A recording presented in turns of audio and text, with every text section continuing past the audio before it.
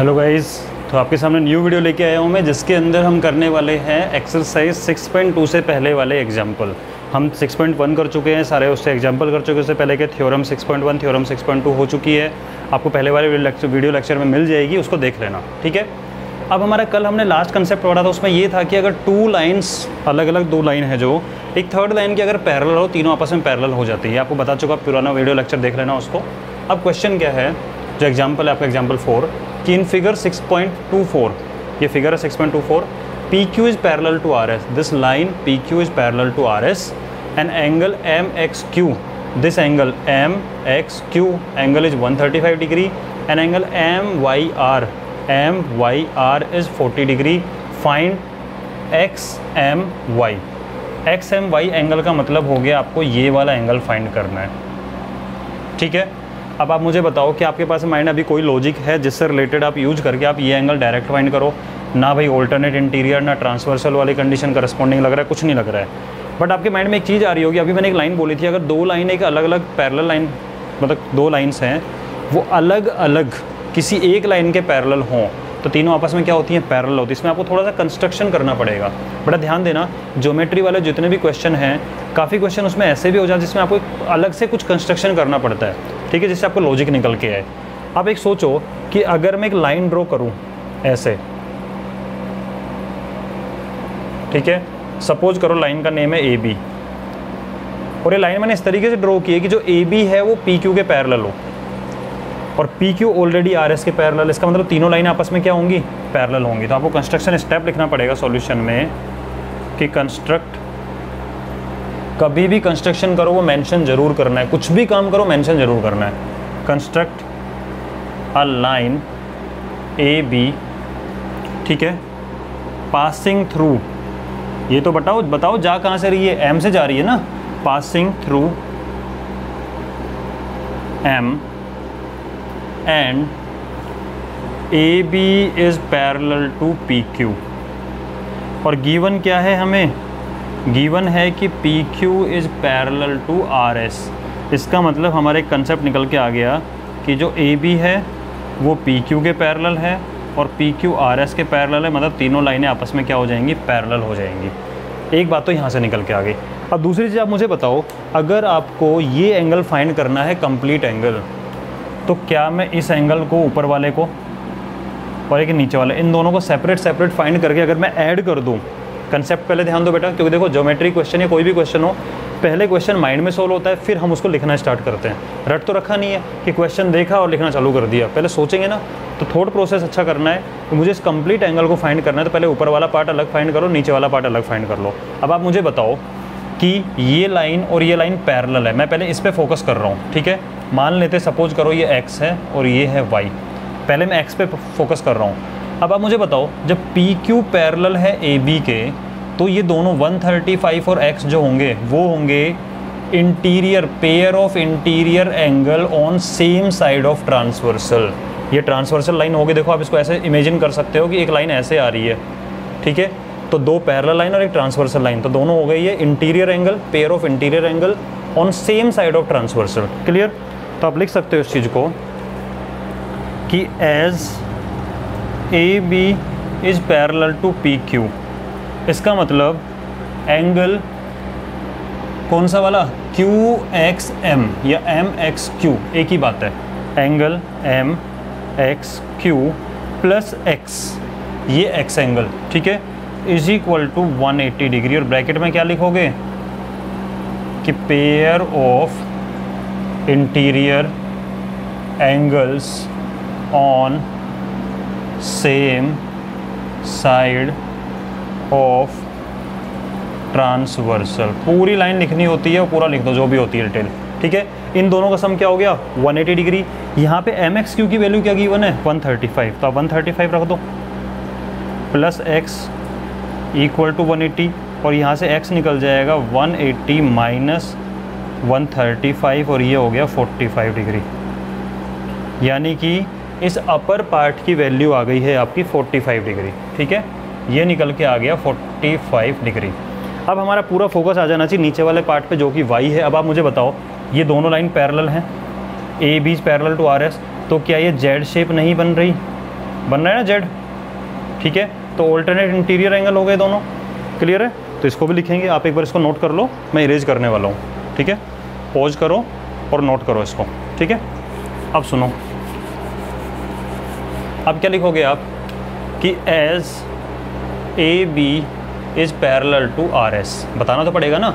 इसका मतलब एंगल, कौन सा angle, Y and 40 degree are alternate interior, that means y की जो वैल्यू आ गई वो आ गई सीधे सीधे 40 डिग्री।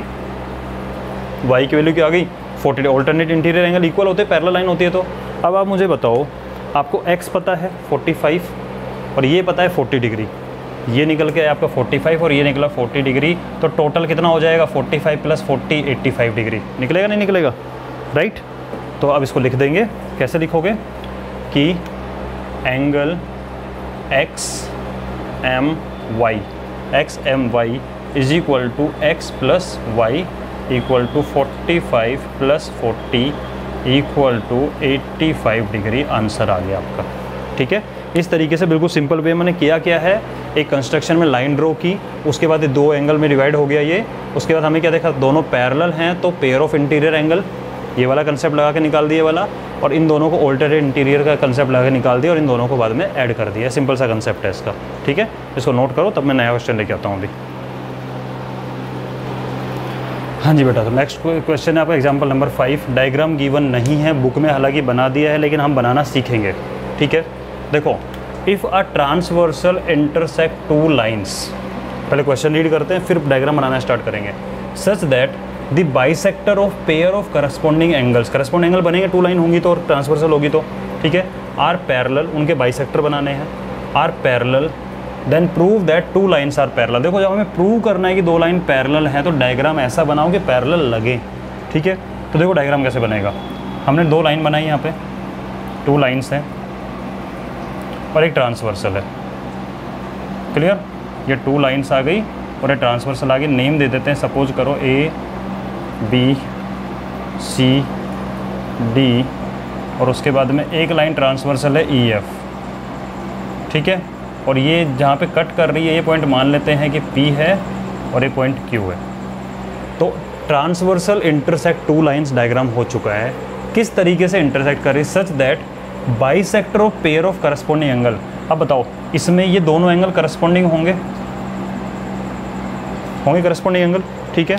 तो जो पेयर ऑफ करस्पॉन्डिंग एंगल है, इनके जो बाइसेक्टर बनेंगे, इस एंगल का जो मैं बाइसेक्टर बनाऊंगा, यानी दो इक्वल पार्ट में डिवाइड करते हुए जो जाएगी, यानी ये एंगल इक्वल टू ये एंगल जो बनेगा, और इस एंगल का जो बाइसेक्टर बनाऊंगा, यानी जो करस्पॉन्डिंग एंगल है उनके बाइसेक्टर बनाने हैं, लिख भी रखा है bisector of pair of corresponding angle, यानी आपको करस्पॉन्डिंग एंगल के बाइसेक्टर बनाने, ये पार्ट इसके इक्वल होगा, ठीक है। वो पैरेलल हैं, यानी कि जो आपने P और मान लेते सपोज करो X और ये मान लिया Y। इसका मतलब क्या है कि आपने जो इनके बाइसेक्टर बनाए हैं PX एंड QY, ये पैरेलल हैं, यानी ये हमें गिवन है। मैं फिर क्वेश्चन रीड करके समझा दूंगा, एक बार देखो, देखते हैं क्या गिवन है। तो हमें गिवन क्या क्या है वो लिख लेते हैं कि लेट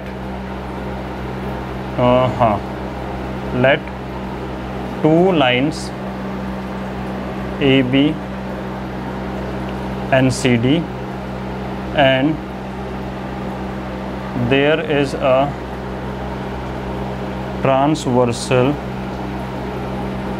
EF, ठीक है, AB and CD and EF intersect या intersecting, let two lines AB and CD and there is a transversal EF intersecting AB and CD at P and Q।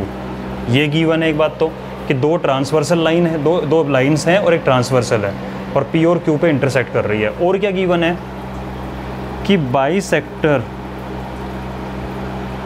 और bisectors of angle EPB and angle PQD are parallel. इनके जो bisector बने हैं ये parallel है। इसका मतलब क्या गिवन है कि जो PX है ये बाइसेक्टर PX और QY ये पैरेलल है। PX is parallel to QY, ये हमें गिवन और बहुत इंपॉर्टेंट इन्फॉर्मेशन गिवन है।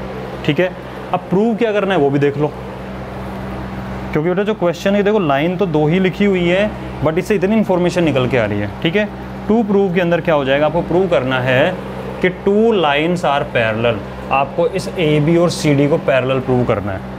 प्रूव करना है कि AB is parallel to CD, ये हमें प्रूव करना है। अब एक बार फटाफट क्वेश्चन को दोबारा देख लो, क्योंकि क्वेश्चन समझना ज़्यादा ज़रूरी है क्या कि ट्रांसवर्सल इंटरसेक्ट 2 लाइन, एक ट्रांसवर्सल इंटरसेक्ट कर रही 2 लाइन को, इस तरह से इंटरसेक्ट कर रही है कि जो बाइसेक्टर है किनके करस्पॉन्डिंग एंगल, ये करस्पॉन्डिंग एंगल, आप चाहो तो ये वाले करस्पॉन्डिंग एंगल बाइसेक्टर यहाँ बना देते, कोई प्रॉब्लम नहीं है। ठीक है, तो इन करस्पॉन्डिंग एंगल के जो बाइसेक्टर हैं ये पैरेलल है, यानी PX is parallel to QY। Clear, आपको प्रूव करना है कि AB is parallel to CD। Question समझ में आ गया, टू प्रूव समझ में आ गया। ठीक है, ये हमें प्रूव करना है, इसको नोट कर लो, फिर इरेज करके इसको मैं आगे स्टार्ट करता हूँ। ठीक है, एक बार पॉज करो और इसको नोट कर लो। ठीक है, अब आ जाओ इस पर, करेंगे कैसे। हाँ जी, अब देखो हमें गिवन क्या है कि PX is parallel to QY। अब मुझे एक बात बताना, अगर ये PX इस QY के पैरेलल है, ध्यान देना बेटा इनके ऊपर, कि जो लाइन आपकी PX है और QY अगर पैरेलल हैं तो इन पे जो करस्पॉन्डिंग एंगल बन रहे होंगे। अब देखो इसको अगर मैं पीछे एक्सटेंड कर दूं तो ऐसे दिखेगी, ये ऐसे दिखेगी, इसका मतलब ये पैरेलल लाइंस हैं और एक ट्रांसवर्सल जा रही है, इसका मतलब ये एंगल और ये एंगल करस्पॉन्डिंग हो जाएगा। अगर ये 2 पैरेलल लाइन है, आप इसको मैं ऐसे साइड में बना के दिखाता हूँ, ये लाइन और ये लाइन पैरेलल जा रही है इस तरीके से। ठीक है, तो इसका मतलब इसका जो एंगल बन के आएगा ये करस्पॉन्डिंग एंगल होंगे नहीं होंगे, तो ये वाला एंगल और ये वाला एंगल आपस में इक्वल होगा, करस्पॉन्डिंग है। ठीक है, और ऐसे ही और भी लिखा देंगे, अभी रुक जाओ। तो आप लिखोगे कि PX is parallel to QY। ठीक है, इसका मतलब हो गया कि जो एंगल EPX, ठीक है, अब देखो इतने बड़े बड़े ना लिख के हम एक काम कर लेते हैं, बहुत सिंपल काम कर लेता हूँ कि मान लेते हैं ये X है। ठीक है, ओके, अगर ये पैरेलल हैं तो एक बार लिखता हूँ कि EPX, angle EPX is equal to angle PQY, इस एंगल के इक्वल होगा ये। ठीक है, equal to angle PQY is equal to X, ये मैंने मान लिया है नेम, क्यों, करस्पॉन्डिंग एंगल, करस्पॉन्डिंग एंगल। भाई 2 लाइन पैरेलल हैं ये वाली, तो करस्पॉन्डिंग एंगल हो गई ये वाली चीज़। इसका मतलब क्या हो गया कि अगर हमने इसको X माना है तो ये भी क्या हो जाएगा, X। ठीक है, अब आप मुझे बताओ, अभी अभी हमें पता लगा था कि ये बाइसेक्टर है, इसका मतलब जो एंगल ये है वही एंगल ये है, इसका मतलब ये भी कितना हो जाएगा, X। ओके, ये भी बाइसेक्टर है, तो जितना एंगल ये है उतना एंगल ये होगा, तो ये भी कितना हो जाएगा, X। ठीक है, अब आप मुझे बताओ ज़रा, ये पूरा कितना हो गया, 2X, X plus X 2X, ये पूरा कितना हो गया, 2X। तो आपको कुछ नज़र नहीं आ रहा ये वाली चीज़ कि जो AB और CD में जो ये एंगल 2X लिखा है ये करस्पॉन्डिंग एंगल नहीं है। देखो ध्यान दो, मैं दोबारा साइड में बना के दिखा रहा हूँ कि जो आपकी AB और ये जो लाइन आई है ये 2X निकल के आया है, ये भी 2X निकल के आया है, तो दोनों इक्वल नहीं हो गए, करस्पॉन्डिंग एंगल है, इक्वल हो गए तो लाइन पैरेलल होंगी कि नहीं होंगी, हो गया, लॉजिक खत्म। यही बात है बस छोटी सी। ठीक है, अब आप क्या लिखोगे कि as PX is bisector of angle EPB। EPB का क्या है, बाइसेक्टर है। ठीक है, इसका मतलब क्या हो गया कि एंगल EPB क्या हो जाएगा, भाई ये PX इसको 2 इक्वल पार्ट में डिवाइड कर रहा है, तो EPB पूरा एंगल इसका डबल होगा कि नहीं होगा, तो EPB होगा 2 multiply by X equal to 2X। ठीक है, similarly QY is bisector of angle PQD। इसका मतलब जो एंगल पी क्यू डी निकल के आया ये पूरा वाला वो इसका डबल होगा, 2 × x 2x, राइट। हो गया चीज़, यानी ये भी 2x निकल गया, ये भी 2x निकल गया। अब क्या करोगे आप इसके बाद में, बस अपन को लिखना है कि these two angle equal and these are corresponding so these line are parallel, बस इतना ही लिखना है अब, ठीक है। तो अब क्या लिखेंगे इसके अंदर हम, implies angle E P B, angle E P B ये वाला पूरा is equal to angle P Q D, ये इक्वल है, equal to 2x and corresponding angle है, ठीक है, लिख दो corresponding as corresponding angles are equal, that means ये ए बी पैरेलल हो गया सी डी के, हो गया प्रूफ। तो बेटा कंसेप्ट सिंपल सा था, ये दो लाइन पैरेलल थी तो हमने पता लगा ये करस्पॉन्डिंग इक्वल होंगे, तो इसको x मान ले, ये भी x हो गया। ये बाइसेक्टर है तो ये x हो तो ये भी x होगा, तो टोटल 2x। ये भी बाइसेक्टर था तो ये x है तो ये भी x होगा, 2x। अब ये 2x और ये 2x यानी ये दोनों एंगल क्या हो गए, देखो मिटा के दिखा रहा हूँ मैं एक बार, अब ज़्यादा समझ में आएगा आपको ये वाली चीज़। हाँ जी, अब मुझे बताओ इस ए बी और सी डी और ट्रांसवर्सल में ये 2x है, ये 2x है, करस्पॉन्डिंग एंगल होते हैं, ये दोनों इक्वल हैं। इक्वल होने का मतलब क्या होगा, दोनों लाइन क्या होंगी, पैरेलल। ये कहना चाह रहा था मैं, ठीक है। अब आई थिंक आपको ज़्यादा समझ में आया होगा, क्योंकि डायग्राम में वो बना हुआ था तो कन्फ्यूजन हो सकता है किसी को, लेकिन आप खुद देखो दोनों एंगल इक्वल है, करस्पॉन्डिंग, तो लाइन क्या होंगी, पैरेलल। इसको नोट कर लो, पॉज करके नेक्स्ट क्वेश्चन बताता हूँ फिर।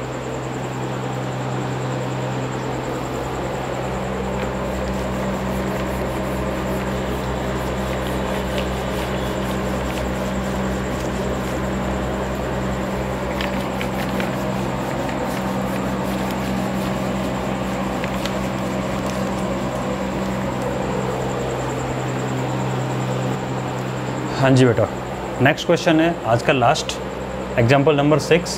फिगर में क्या दिया हुआ है, A B is parallel to C D, एक लाइन ए बी है वो सी डी के पैरेलल है, एंड जो सी डी है वो ई एफ के पैरेलल है, ठीक है, यानी तीनों आपस में पैरेलल हो गई।